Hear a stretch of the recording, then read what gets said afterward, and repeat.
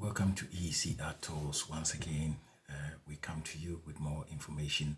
I think our last video was on the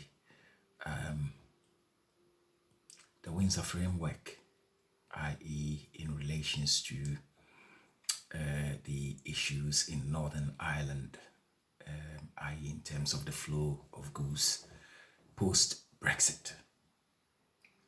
So in that video, I did mention that our next video will involve the European EES, being the entry-exit systems, and also to talk about the European Union agency, being the EUA, that is the data management government institution that will be handling the movements in and out of the European Union from third member states. If you're new to our channel, remember to subscribe to its content, like and share our videos, add your comments and contributions. There's also a super thanks icon, which is at the bottom right corner of the screen. If you're interested in helping the channel grow, you can surely click on it and support the channel with your contributions. Going forward, we will like to obviously mention the problems that are going on at the moment in Israel and Palestine. Just to say that our thoughts are with the casualties, being the civilian casualties on both sides of this conflict, and it is our hope that somehow that some kind of peace can be found in the region. There is this massive potential humanitarian problem unfolding, so we pray and hope that there can be some sort of solution amongst the leaders of this conflict. Now, so we'll go straight into this. In order to basically go on to talk about this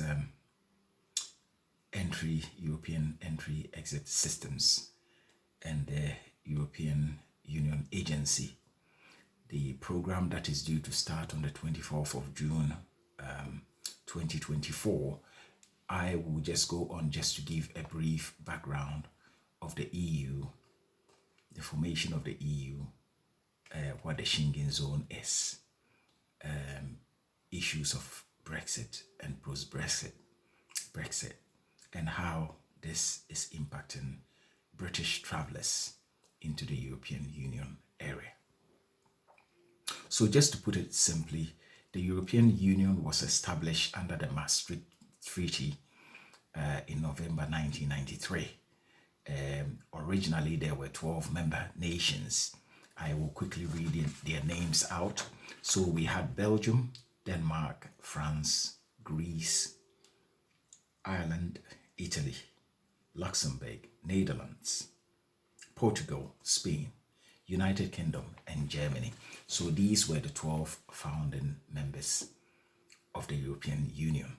Today, the size of the membership is 27 member nations, just to indicate how much the union has grown in this past, I'll say from 93 till this time. Now, the other thing is that, okay, what was the motive for the establishment of the European Union? So originally, it was just an idea of coming together to form this super state to rival the likes of the USA, China, Russia. So the original intention of the union was for basically to have a common security and common foreign policy, and also to have a single currency, which is the euro, which was born out of this agreement, and also to have economic and political union and also to enhance trade by allowing the free movement of goods and services. So this was the main idea of establishing the European Union. But today we're not going to put too much emphasis into that. It's just an introductory just to allow people to understand what it is. Now, Britain being a founding member did vote to come out on the 23rd of June 2016, which then took effect January 2021. And so Britain is out of this union. However, there is also another union, which is the Schengen. So the Schengen zone is basically an area within the EU where there is this borderless travel and a free movement of goods and services. Now, it also has 27 membership nations. Basically, the member nations is 27. So sometimes this can be confused to be the European Union, but in effect, it's not. A reason is that there are member nations that are not members of the European Union. So, for example, a country like Norway, Switzerland, Liechtenstein are not members of the European Union. However, they are members of the Schengen zone. So what is the Schengen zone? The Schengen zone is also an area where you have the free movement of goods and services without any form of restriction. And also you have a cooperation in policing and judiciary systems. So as you can see, the Schengen zone membership is the obligation on the members is a lot simpler than that of the European Union. The European Union does have a much broader membership responsibility. However, the advantage of being a member of the Schengen zone, for example, if you didn't want that high level of commitment of being in the European Union, you could be a Schengen member nation in that kind of a union. But the great thing about it is that it allows you access into the European Union membership nations, because the thing is that most of the European Union member nations are members of the Schengen zone. So once you're a member of the Schengen zone area, you are then able to freely go into the European Union area as well. However, for Britain, since Brexit, we are not members of the Schengen zone, neither are we members of the European Union. So we are now classified as a third member nation.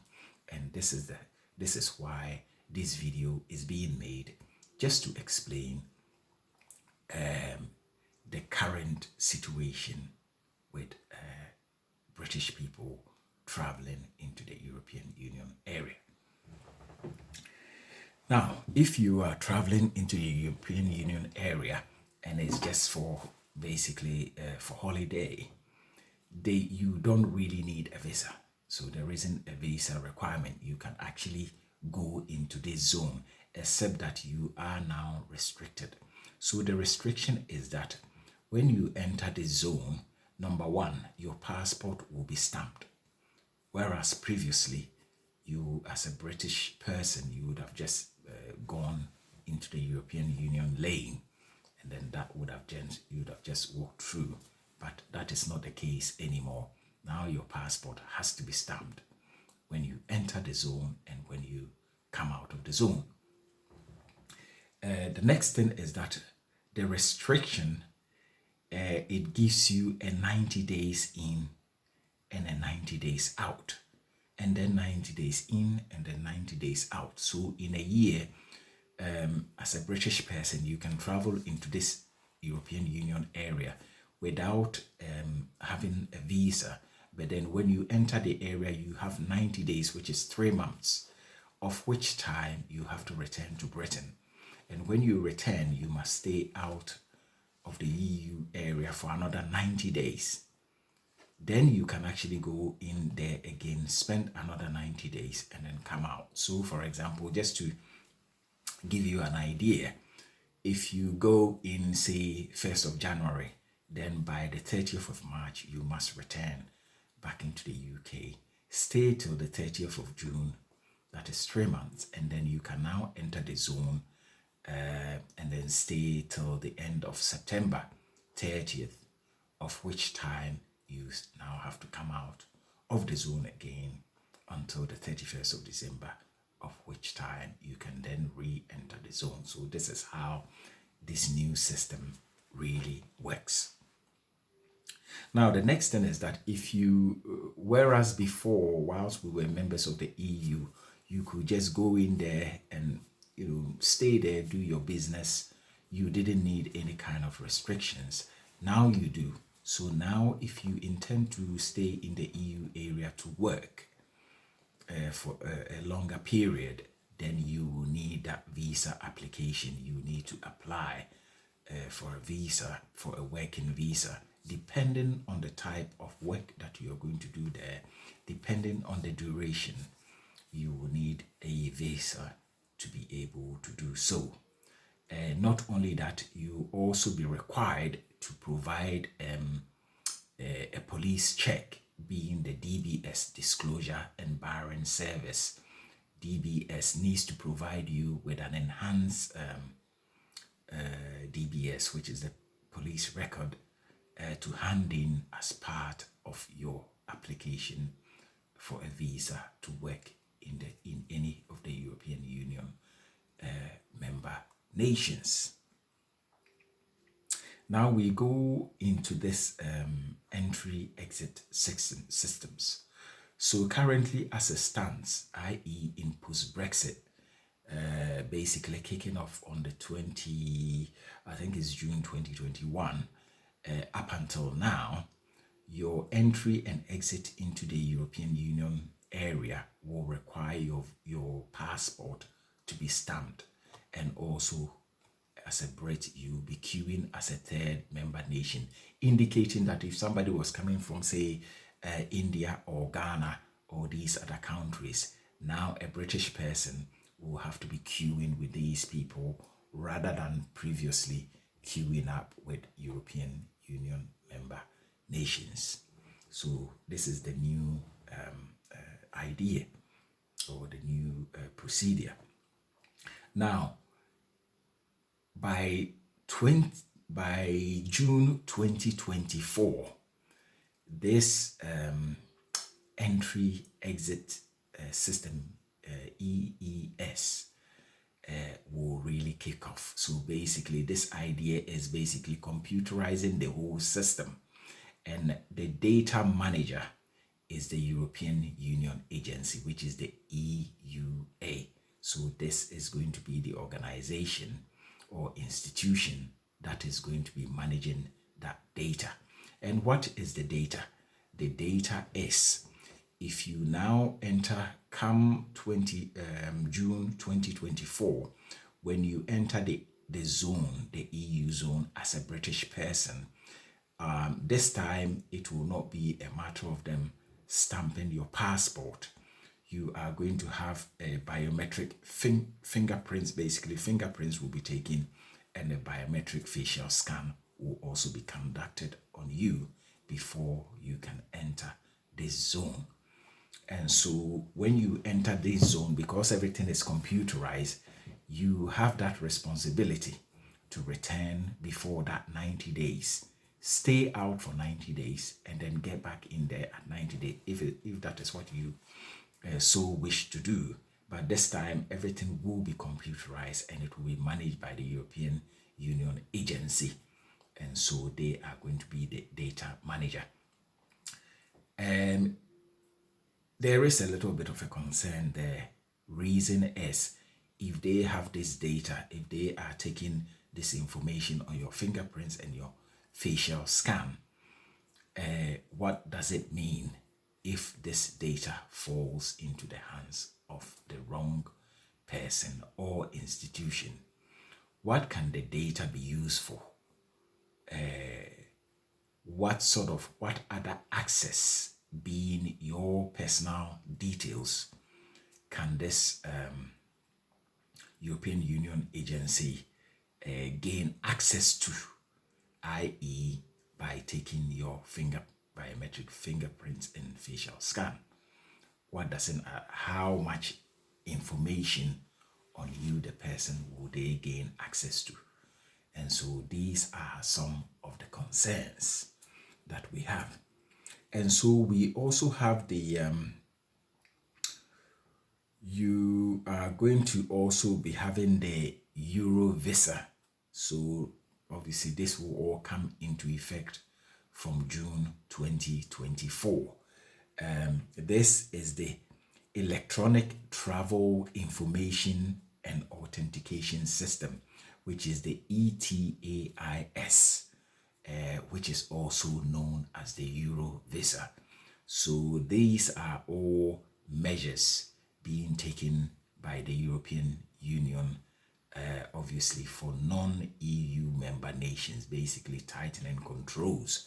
So this Euro visa, when it comes into effect, will be costing the individual about £6.57 to get this visa, which has a validity of 3 years. And so these are the kinds of things that we can expect in the next few years to come. What else do we have here?